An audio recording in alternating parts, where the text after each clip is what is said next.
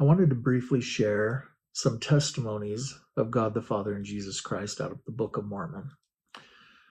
The first one that I want to share is in 1 Nephi, chapter 1, starting in verse 5. This is Nephi talking about his father Lehi. And it came to pass that my father Lehi, as he went forth, prayed unto the Lord, yea, even with all his heart, in behalf of his people. And it came to pass, as he prayed unto the Lord, there came a pillar of fire, and dwelt upon a rock before him. And he saw and heard much. And because of the things which he saw and heard, he did quake and tremble exceedingly. And it came to pass that he returned to his own house at Jerusalem, and he cast himself upon his bed, being overcome with the Spirit, and the things which he had seen. So kind of setting the stage here, Lehi obviously was overwhelmed with, I'm assuming he knew the people weren't being very good. The people in Jerusalem, at this time, it's estimated to be around 600 BC, were obviously not keeping the commandments. So this sets the stage of the experience that Lehi is going to have.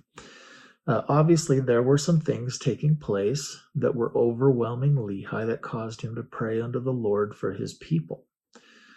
And this, if you think about God calling a prophet or God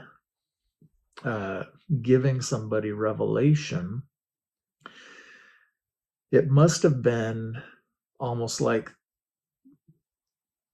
Lehi was chosen, and these were the events that were leading him towards this call to be a prophet and the future events that were going to take place.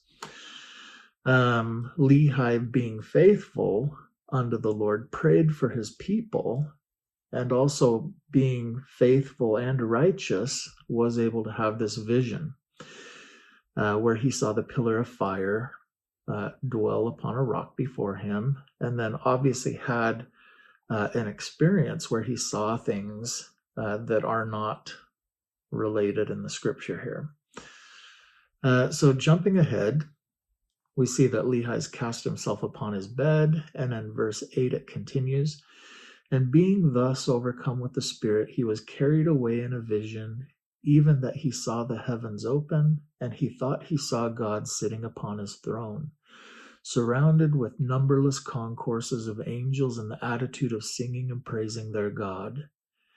And it came to pass that he saw one descending out of the midst of heaven, and he beheld that his luster was above that of the sun at noonday. And he also saw 12 others following him, and their brightness did exceed that of the stars of the firmament. So there we see Lehi had a vision, saw a pillar of fire dwelling upon a rock before him, and in addition to an additional vision that he saw that we weren't privy to, he goes home overwhelmed with this experience, throws himself upon his bed, and has another vision where he sees God the Father sitting upon his throne, surrounded by numberless angels singing and praising God. And then in the midst of this, he sees a figure descending out of heaven, and his luster was above that of the sun at noonday. And that's obviously Jesus Christ coming down to earth. So he's having a vision here where he sees some version of God ruling in heaven and sending his son down, followed by 12 others whose brightness did exceed that of the stars in the firmament. So seeing God the Father, Jesus Christ, and the 12 disciples descending out of heaven. It's a really beautiful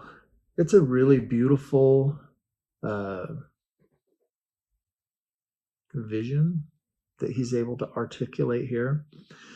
I know there are a number of visions of God the Father and Jesus Christ.